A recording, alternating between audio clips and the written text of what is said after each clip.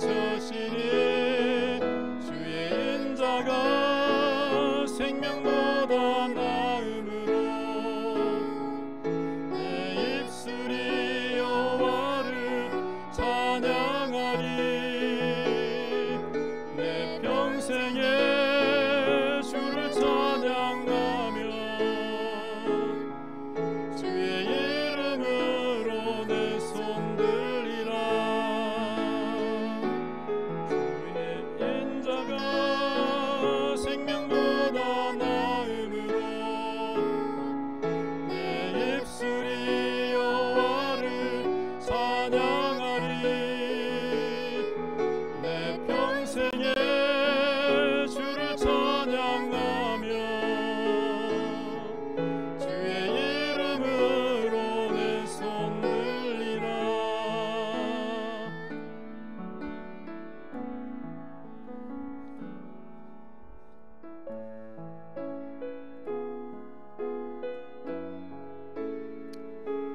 시간에 한 주간의 여러분의 삶을 한번 돌아보고 먼저 하나님 앞에 감사하는 시간 가지시기를 바라고, 그리고 하나님의 자녀답게 살지 못한 부분들에 대해서 여러분 같이 한번 마음을 내려놓고 또 기도하시고 회개하는 시간을 가지고 오늘 예배를 통해서 하나님께서 우리 가운데 임재하시고 우리가 말씀의 은혜 입을 수 있는 시간이 되어질 수 있도록 다 같이 한번 기도 드리기를 원합니다. 기도 드리겠습니다.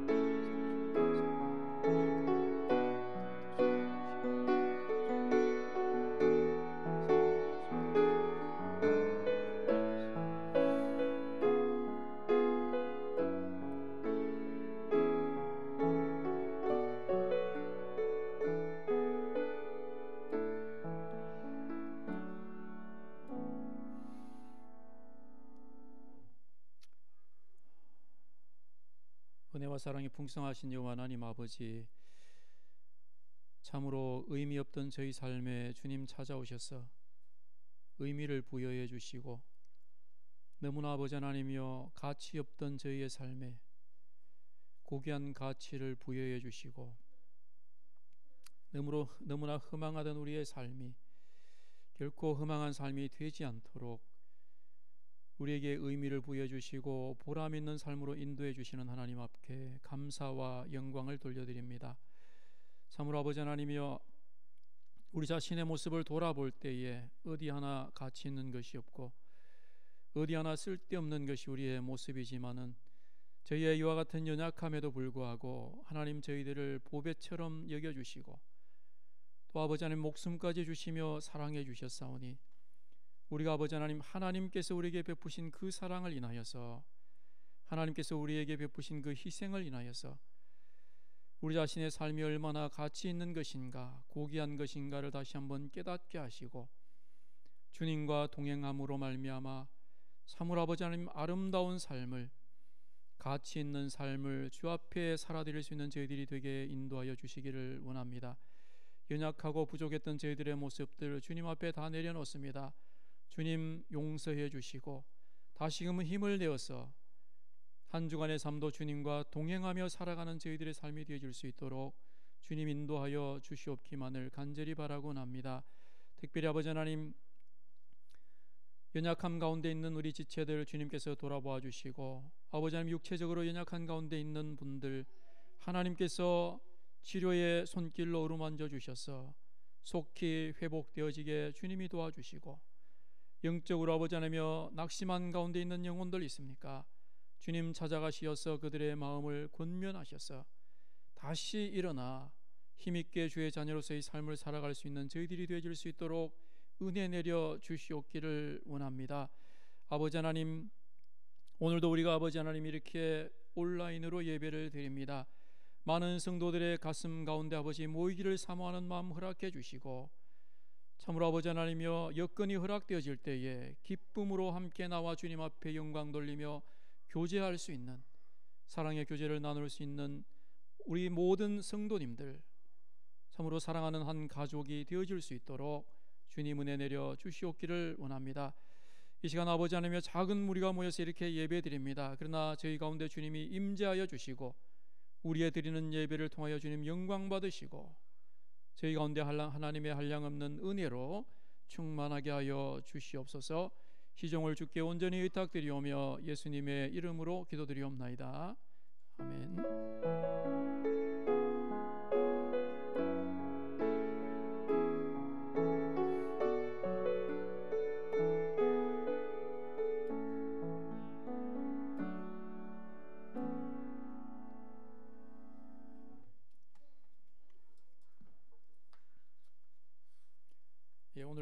볼 말씀은 마태복음 7장 28절에서 29절 말씀입니다.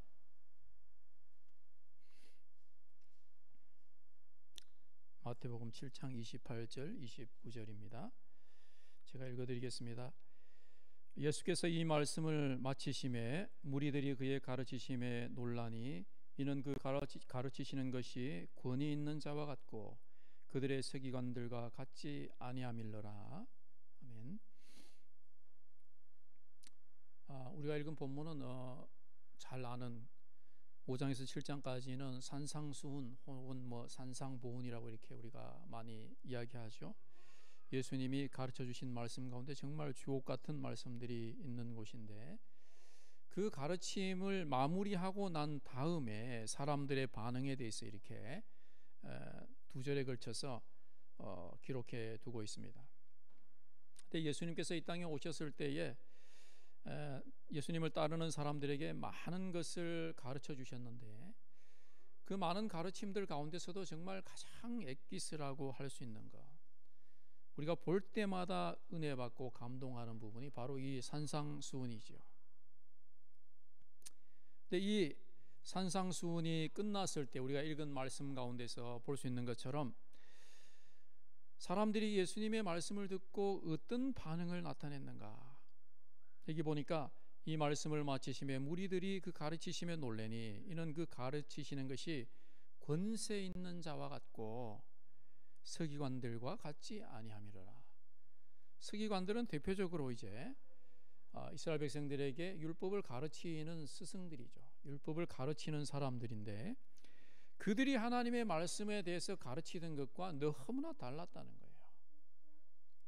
너무나 다르게 예수님의 말씀에서는 그 말씀에서 권위가 드러났다라고 이렇게 말씀하고 있죠.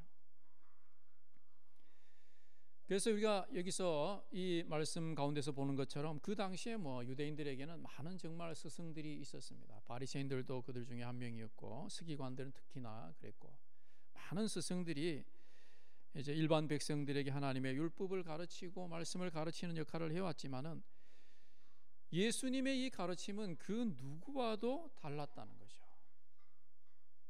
예수님을 따르면서 예수님의 말씀을 들은 사람들이 경험하기에 예수님의 가르침은 정말 특별했다는 겁니다. 다른 사람들과 비교해서. 그런 어떤 부분이 다른 부분이었느냐?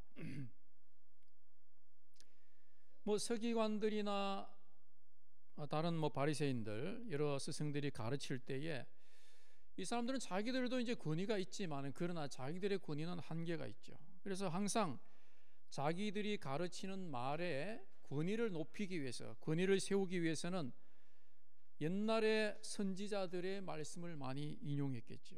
근데 그 선지자들의 말씀 가운데서도 가장 권위 있는 말씀이 누구의 말씀이었겠습니까?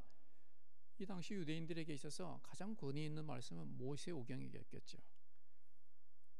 모세가 하나님으로부터 받아서 기록한 모세오경, 이것이 아마 이 서기관들이나 다른 모든 학자들에게 있어서 그들의 권위의 최종적인 어떤 그 의지할 곳이라고 할 수 있었을 것입니다.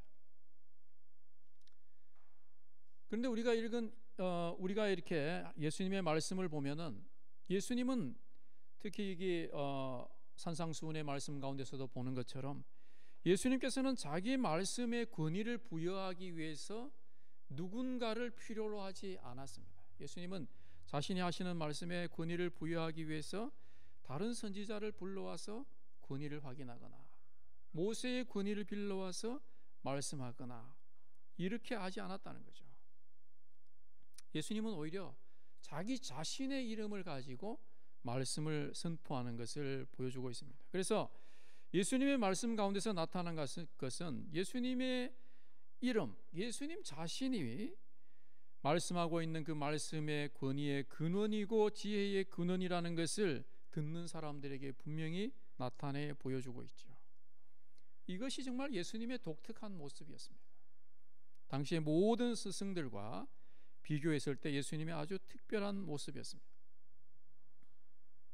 그래서 모든 예수님을 따르는 사람들은 예수님이 가르치시고 말씀하시고 그리고 기적을 행하시는 모든 것들을 통해서 예수님이 다른 누구의 이름을 빌어서, 다른 어떤 권위 있는 존재의 이름을 빌어서 그것을 가르치고 행하시는 것이 아니라 예수님 자신의 이름에 권위를 두고, 자기 자신에게 권위를 두고 이 모든 것을 행하고 계시다는 것을 따르는 사람들이 다 확인할 수 있었단 말이죠.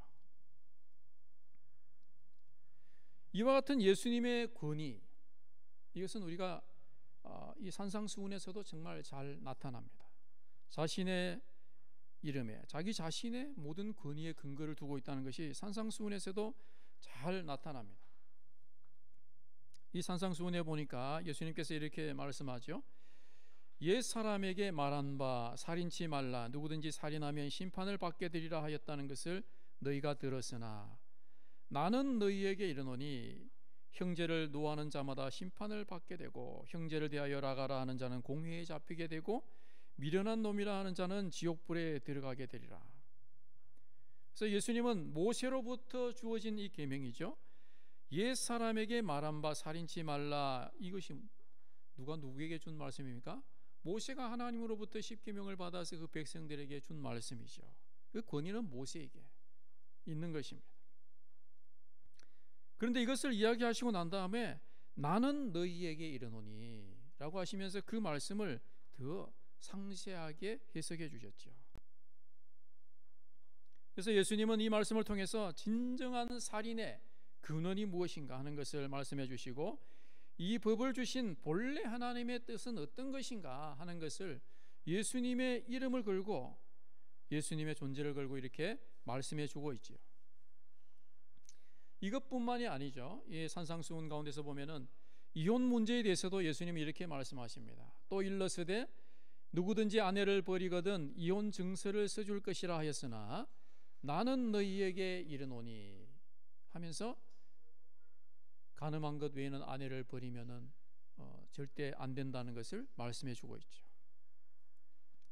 그뿐만 아니라 43절에 계속해서 또 네가 네 이웃을 사랑하고 내 원수를 미워하라는 것을 너희가 들었으나 나는 너희에게 이르노니 너희 원수를 사랑하며 너희를 핍박하는 자를 위하여서 기도하라, 이렇게 말씀하고 있습니다. 그래서 산상수훈에 쭉 흐르는 내용이 뭐냐, 이스라엘 백성들이 이미 알고 있는 그 계명들을 가지고 예수님께서 다시 말씀해 주고 있죠. 의미를 새롭게 부여해 주고 계십니다.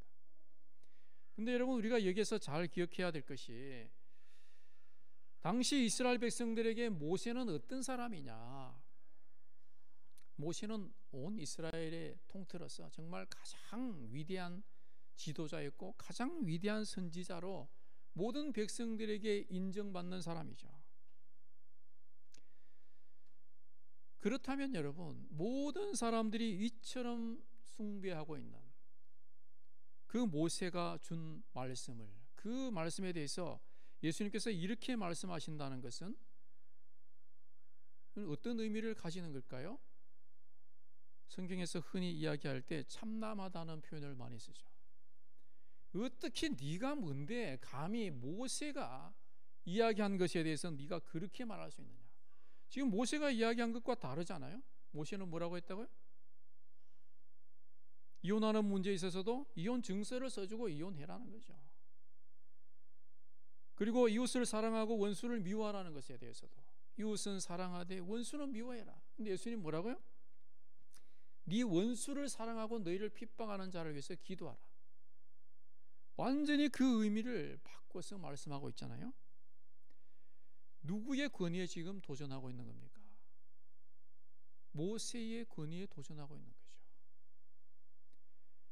오히려 모세의 권위 그 위에서 지금 예수님은 말씀하고 있는 겁니다. 그래서 이것을 받아들이지 않을 그 당시의 유대인들에게서는 정말 돌에 맞아 죽을 일인 것이죠. 왜냐하면 모세가 준 이 율법은 그 당시에 모든 이스라엘 백성들에게 지켜야 될 삶의 표준입니다. 그죠?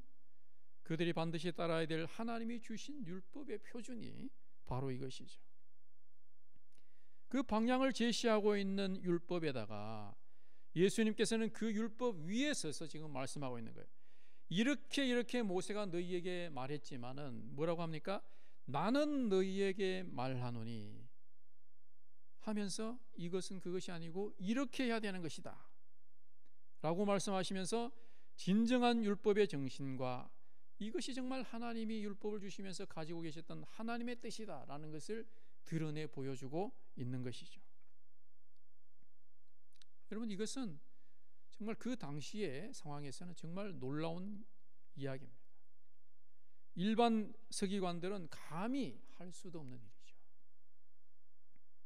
그래서 이 산상수훈 가운데서 나타난 이 말씀을 통해서 예수님은 자기 자신에게 모세와 그 법보다 더 위에 자신의 권위를 세우고 있다는 것을 우리에게 분명히 보여주고 있죠. 그뿐만 아니라 예수님께서는 하나님만이 하실 수 있는 일도 과감하게 말씀하셨잖아요. 그래서 바리새인들과 서기관들에게 저거 죽여야 되겠다라는 그런 결정을 하게 하죠. 그 대표적인 것 중에 하나가 내 죄 사함을 받았느니라는 말씀이죠. 하나님만이 할 수 있는 죄 용서의 권세를 예수님께서 선언하고 계십니다. 네 죄 사함을 받았느니라. 여러분, 네 죄 사함을 받았느니라는 말씀 어디에서 나왔을까요? 하면 딱 떠오르는 게 중풍병자겠죠. 누가복음 5장에 보면은 중풍병자가 상에 누워 있고 친구들이 지붕을 뜯고 이렇게 예수님 밑 앞으로 달아내리죠. 그 달아내려진 그 사람을 보고 예수님께서 그 믿음을 보시고 첫 번째 이야기하신 것이 내 죄 사함을 받았느니라 라는 말씀이었죠. 예수님이 이 말씀을 하시고 나니까 당연한 반응이 나타났지 않습니까?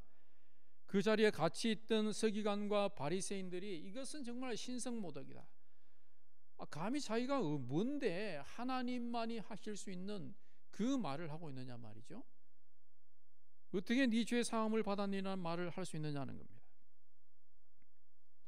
그런데 이것이 이 사건 하나로 끝나는 것이 아니고 누가복음 7장 36절에도 그와 같은 사건이 나옵니다.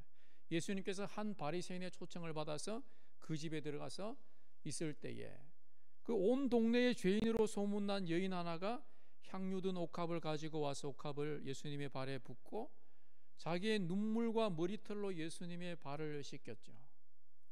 그때 예수님을 초청한 그 바리새인이 어떻게 생각합니까? 이 사람은 진짜 선지자가 아닌가 보다. 정말 선지자라면 이 여인이 어떤 여인인 줄 알았을 건데 가만히 내버려 두는 것 보니까 진짜 선지자는 아닌가 보다, 이렇게 생각했죠. 근데 예수님께서 그 마음의 생각을 아시고 많이 탕감받은 자가 더 탕감해 준 사람에게 감사하고 사랑한다는 것을 이야기하시면서 너는 내가 들어왔을 때 손 씻을 물도 주지 않았지만 이 여인은 지금 들어오는 순간부터 자기의 눈물로 내 발을 씻기고 있다라고 하시면서 탕감받은 것이 많기 때문에 이와 같이 더 큰 사랑으로 내게 감사를 표현하고 있다는 거죠. 그리고 나서 마지막에 하신 말씀이 뭐냐면 그 여인에게 내 죄 사함을 받았느니라 라는 말씀을 또 하셨습니다.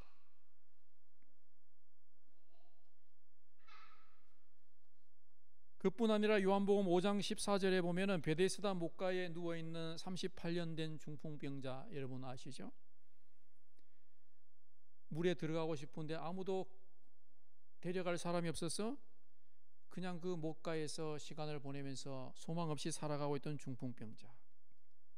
그 중풍병자에게 다가간 예수님께서는 일어나 내 상을 메고 가거라라고 말씀하셨죠. 그래서 그는 바로 일어나서 상을 메고 갔습니다. 병에서 완전히 해방되고 떠나갔죠. 근데 그를 이제 얼마 후에 성전에서 다시 만났을 때에 예수님이 뭐라고 말씀하셨냐면 보라, 네가 나았으니 더 심한 것이 생기지 않게 다시는 죄를 범치 말라, 이렇게 말씀하셨습니다. 예수님의 이 말씀의 의미가 뭡니까? 보라, 네가 나았으니 더 심한 것이 생기지 않게 다시는 죄를 범치 말라. 우리가 여러분 모든 악한 것들이, 질병이라든지 안 좋은 일들이 우리의 범죄로 인해서 일어나는 것은 결과들은 아니죠. 그러나 이 사건을 통해서는 뭘 볼 수 있습니까? 이 사람이 이렇게 중풍병으로 쓰러져 있었던 것이 그가 범한 죄 때문이었다는 것을 예수님이 예수님의 말씀 가운데서 우리가 볼 수 있죠. 그런데 예수님이 이 사람의 질병을 고쳐주면서 뭘 했다는 겁니까? 그의 죄과를 사해 주셨다는 것을 의미하는 거죠. 그렇기 때문에 너는 다시 죄를 범하지 말라고 말씀하고 있는 거죠.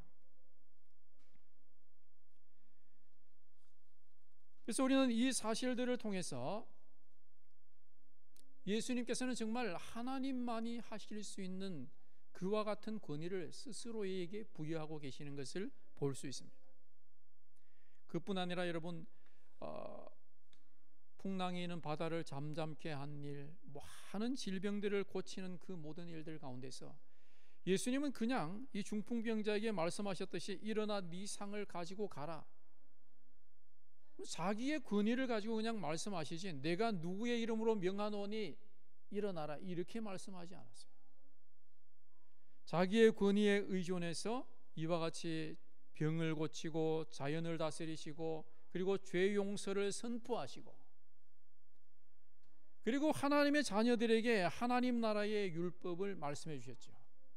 모세가 준 그 법 위에 서셔서 하나님 나라의 법은 이런 것이다라는 것을 우리에게 말씀해 주셨습니다.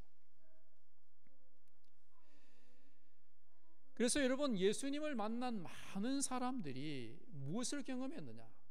예수님이 살아계실 때 예수님을 따라가 다녔던 많은 사람들이 뭘 경험했느냐?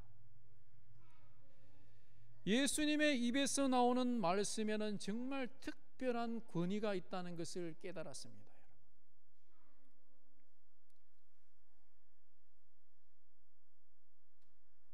그래서 오늘 우리가 읽은 말씀에서도 보는 것처럼 예수님께서 가르침을 마치셨을 때에 무리들이 그의 가르치심에 논란이 이는 그 가르치시는 것이 권위 있는 자와 같았다는 거죠. 그 말씀에 권세가 있었다는 거죠. 근데 여러분, 이것이 여기만 나와 있는 것이 아니고 곳곳에 기록되어 있죠. 한 번은 여러분, 예수님을 체포하러 갔던 사람들이, 명령을 받고 예수님을 체포하러 갔던 사람들이 예수님을 체포하지 않고 빈손으로 돌아왔죠.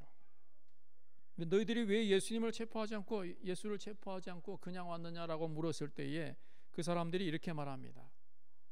그 사람이 말하는 것처럼 말하는 사람을 이때까지 본 적이 없습니다. 예수님이 말씀하시는 그 말씀의 권위가 체포하러 갔던 사람들도 경험하게 됐던 거죠. 그래서 여러분, 예수님이 이 땅에 살아계실 때에 예수님이 행하신 기적과 가르치신 그 모든 말씀에는 정말 놀라운 능력과 권위가 있었습니다.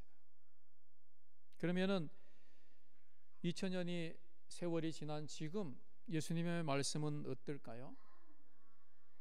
시간이 이만큼 지났기 때문에 그 당시에는 예수님의 말씀에 그렇게 큰 듣는 사람들에게 놀라운 권위와 능력이 경험되어졌지만 오늘 우리에게는 그런 권위와 능력이 없어진 것일까요? 여러분, 그렇지 않죠. 예수님의 말씀의 권위와 능력은 동일합니다. 그런데 여러분, 예수님이 살아계셨을 그 당시에도 예수님의 말씀에는 이와 같은 권위와 능력이 있었지만은 그러나 그 말씀을 듣고도 받아들이지 않는 사람들이 있었죠. 오히려 그 말씀을 듣고도 대적하는 사람들이 있었습니다. 네가 뭔데 감히 그런 말을 하느냐고 예수님을 죽이려고 했는 사람들이 있는가 하면 우리가 예수님의 마지막 때에 십자가에 달리실 때에 본 것처럼 많은 말씀을 들었지만 그것이 그들의 삶을 변화시키지는 못하고 그들이 다 구경꾼으로서 십자가에 달려있는 예수님을 구경하면서 등 돌렸던 것들을 여러분 아실 것입니다. 그래서 여러분, 예수님의 말씀에는 변함이 없습니다. 예수님의 말씀, 하나님의 말씀에는 여전한 권위가 있고 그 말씀에는 능력이 있습니다. 그러면 그 능력의 말씀은 어떤 사람들에게 은혜의 방편으로서 능력의 방편으로서 역사하느냐? 그 말씀을 듣고 순종하는 사람들에게 능력으로 역사하는 거예요. 근데 여러분, 우리가 기억해야 될 것은 오늘날 세상 가운데 있어, 그리고 교회 안에서도 마찬가지죠. 우리는 너무나 세속을 잘 따라가죠. 세상을 잘 따라갑니다. 세상에서 유행하는 것들이 교회 안으로 너무나 쉽게 들어오죠. 세상에서 요즘은 순종이라는 말은 정말 의미가 없는 것이죠. 다 자기 잘난 맛에 사는 게 오늘날의 세상 아닙니까? 누군가에게 순종하는 삶을 산다고 하면 그것은 정말 어리석은 삶이라고 생각하죠. 그래서 여러분, 교회 안에도 순종이 사라지고 있습니다. 순종이 사라지고 있습니다. 전에도 제가 한번 말씀드렸지만 저는 한국교회에 한 번씩 갈 때마다 놀랍니다. 지금은 한국교회도 이제 세대 교체가 되기 때문에 바뀌고 있을 텐데, 그 전에 여러분, 지금 연세가 좀 있으신 분들은 한국교회 가보면 목사님을 정말 왕처럼 섬겨요. 얼마나 높여드리고 섬기는지 모릅니다. 근데 여러분, 거기에서 부정적인 면도 있지만은 그러나 정말 긍정적인 면이 뭐냐? 목사님의 말씀에, 하나님이 목사님을 통해서 주신 그 하나님의 말씀에 정말 순종하기 위해서 노력한다는 것이죠. 그런 마음들이 그분들 마음속에 있습니다. 근데 요즘은 어떠냐? 많은 사람들이 앉아서 자기를 감동시켜 주기를 원하지 주신 그 말씀에 순종하기를 원치 않는다는 거죠. 근데 여러분, 순종하지 않으면 결코 하나님의 말씀의 능력을 경험할 수 없습니다. 우리가 하나님의 말씀을 따라가는 데 있어서, 예수님의 발자취를 따라가는 데 있어서 정말 중요한 덕목이 뭐냐? 순종이에요. 하나님은 우리에게 정말 순종을 요구하십니다. 그럼 여러분, 누구에게 순종하겠습니까? 여러분한테 누가 명령하는 사람 없잖아요. 제가 여러분에게 명령하겠습니까? 명령한다고 여러분이 들을 것도 아니고, 저 자신도 누군가에게 순종을 해야 되겠죠. 그럼 누가 우리에게 순종할 것을 주고 그 순종하는지 안 하는지를 점검할 것인가? 여러분 스스로 하셔야 되는 겁니다. 여러분 스스로. 여러분 스스로 하나님의 말씀을 묵상하고 그 말씀 가운데서 내가 오늘 하나님의 말씀을 따라 순종해야 될 것이 무엇인가를 여러분 적어보십시오. 그리고 그날이 맞춰질 때에 내가 하나님이 주신 말씀에 얼마나 순종했는가 하는 것을 점검하란 말이죠. 여러분, 이런 것이 되어지지 않으면은 우리는 하나님의 말씀을 아무리 많이 들어도 결코 하나님의 말씀이 우리의 삶의 은혜와 능력의 방편으로 작용할 수가 없다는 거예요. 우리는 그 능력을 경험할 수가 없습니다. 그래서 여러분, 하나님의 말씀을 묵상하는 것이 그래서 중요한 거예요. 우리 김예은 전사님이 우리 밴드에다가 하나님 말씀 묵상하는 방법을 올려놨지 않습니까? 여러분, 그것을 꼭 참고하시고 하나님의 말씀을 묵상하시고 그 말씀 가운데서 내가 순종해야 될 것들이 어떤 부분이 있는지를 여러분이 찾아내십시오. 그리고 그 순종해야 될 부분들을 가지고 하루를 살아가시고 한 주간을 살아가시고, 그리고 내가 하나님의 말씀에 얼마나 순종했는가를 점검하는 삶을 살아야 됩니다. 이것이 안 되면은 우리는 평생을 살아도 결코 예수님의 말씀의 능력을 경험할 수가 없습니다. 이것이 우리의 죽어있는 신앙을 되살리는 길입니다. 여러분, 오늘 함께 말씀을 본 여러분들, 예수님의 말씀에는 놀라운 능력이 있습니다. 모든 하나님의 말씀에는 이와 같이 생명이 있고 능력이 있습니다. 그런데 그 능력을 경험하기 위해서는 우리가 하나님의 말씀을 듣고 그 말씀에 순종할 때에 비로소 그 능력을 경험할 수가 있다는 사실을 마음에 깊이 새기시기 바랍니다. 그래서 이제는 듣기만 하고 행치 않는 성도가 아니라 정말 하나님의 말씀을 듣고 그 말씀에 순종함으로 말미암아 2000년 전에 그렇게 능력을 행하셨던 우리 주님이 오늘 여러분들의 삶 가운데서 찾아오셔서 동일하게 능력을 행하시는 그 예수님의 모습이 여러분의 삶 가운데서 경험되어지기를 소망합니다. 한번 기도드리겠습니다. 사랑하시는 여호와 하나님 아버지, 우리 주님의 말씀에는 놀라운 권위가 있었고 우리 주님의 모든 행하심에는 놀라운 능력이 있었다는 것을 저희들이 아버지 하나님 살펴봤습니다. 우리 주님의 말씀의 권위, 우리 하나님의 말씀의 권위와 능력은 조금도 변함이 없건만은 우리의 삶 가운데서 하나님의 살아계심을 경험하지 못하고 있습니까? 우리의 삶 가운데서 우리 주님의 말씀의 권위를 경험하지 못하고 능력을 경험하지 못하는 삶을 살아가고 있지 않습니까? 하나님 아버지, 우리가 주님의 말씀에 귀 기울이고 그 말씀에 순종함을 통하여서 2000년 전에 살아계셨던 그 주님의 능력을 오늘 우리의 삶 가운데서도 경험할 수 있도록 주님 은혜를 덧입혀 주시기를 원합니다. 우리가 엎드려 주님의 아버지 하나님 말씀에 귀 기울이게 하시고 말씀을 대할 때마다 아버지 하나님의 뜻을 발견하게 하시고 우리의 삶에 세세하게 적용할 수 있는 지혜도 허락하여 주셔서 우리가 참으로 아버지 하나님 듣고 행하지 않는 신앙의 삶이 아니라 하나님의 말씀을 듣고 순종함으로 하나님이 우리의 삶 가운데서 살아 역사하시는 놀라운 은혜를 경험할 수 있는 우리 모든 성도들이 되어줄 수 있도록 하나님 은혜 내려 주시옵기를 원합니다.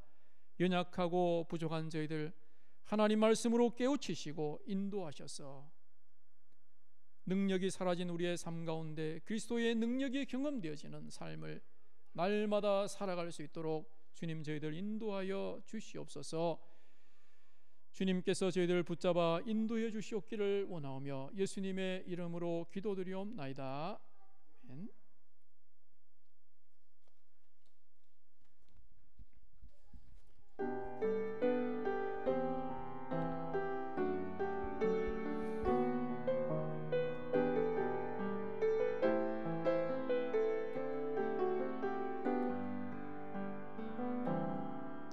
지금 서 있는 이곳에서 높임을 받으소서.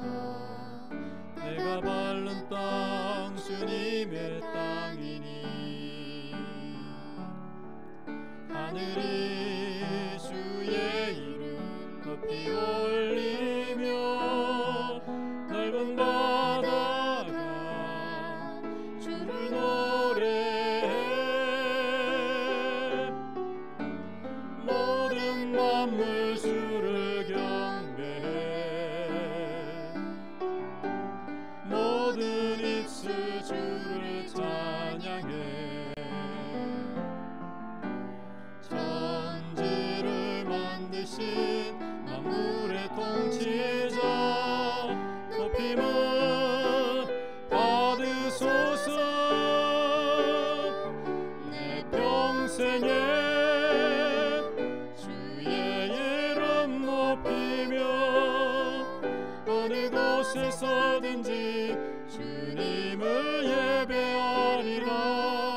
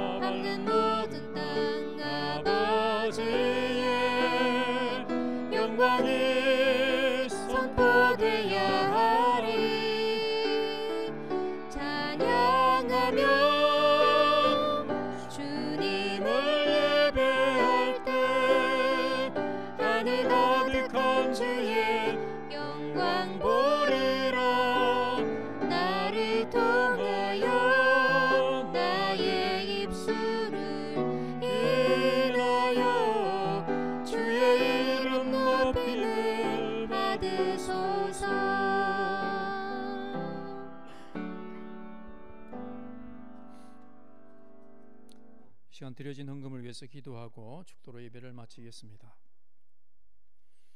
은혜로우신 여호와 하나님 아버지, 어렵고 힘든 세상 가운데서도 저희들의 삶을 주님께서 인도하여 주셔서 하나님으로 인하여서 부족함이 없는 삶을 살아갈 수 있게 하시니 감사합니다. 특별히 아버지 하나님, 연약하고 힘든 가운데 처해 있는 저희 성도님들의 삶을 주님께서 돌아보시고 광야에서 이스라엘 백성들에게 만나와 메추라기로, 그리고 아버지 하나님 반석에서 물을 내심으로 저들의 모든 필요들을 채워주셨던 것과 같이 광야와 같은 이 인생의 삶을 살아가면서도 하나님을 인하여서 늘 부족함이 없는 삶을 살아갈 수 있는 저희들이 되게 하여 주시고, 또한 아버지 하나님, 우리에게 비록 넘치지는 아니할지라도 하나님께서 우리의 필요들을 채워주시는 것들을 인하여서 매일처럼 우리의 먹을 것과 입을 것을 아버지 하나님께서 허락해 주시는 것을 인하여서 우리 안에 감사와 평강이 넘쳐날 수 있도록 주님이 도와주시옵기만을 원하옵나이다. 우리의 환경을 바라보고 불안해하지 않게 하시고 우리를 붙잡고 계신 하나님, 우리를 인도하고 계신 하나님을 인하여서 마음의 평강을 잃지 않는 우리 모든 성도님들이 되어질 수 있도록 주님께서 은혜를 덧입혀 주시옵기를 간절히 바라곤 합니다. 하나님, 특별히 아직도 하나님께로 나오지 못한 가족들이 있는 가정들 하나님께서 돌아보시고 하나님, 저들의 마음의 문들을 활짝 열어주셔서 참으로 아버지 하나님, 다 두 손 들고 하나님 앞에 항복하며 나올 수 있는 영혼들 되게 하여 주셔서 참으로 마지막 때를 살아가고 있는 이 시대 속에서 시대를 분별하며 하나님 앞에 설날을 준비할 수 있는 영혼들이 되어질 수 있도록 주님 은혜 내려 주시옵기를 원합니다. 우리 모든 성도님들의 가정들이 참으로 온전하게 복음화되어지는 놀라운 은혜가 하나님으로 인하여서 일어날 수 있도록 주님 간섭하여 주시옵기를 간절히 바라고 원하옵나이다. 오늘도 아버지 하나님 앞에 예물 드린 손길들을 주님 기억하시고 은혜와 복으로 충만하게 채워주시고, 아버지 하나님이여, 우리 교회의 모든 필요들도 주님께서 채워주셔서 많은 하나님의 교회들이 코로나 사태를 인하여서 어려움 가운데 처해 있지만 저희 교회는 아버지 하나님이여, 어려움 없이 이 시기를 잘 극복해 나갈 수 있도록 주님께서 역사하여 주시옵기를 원합니다.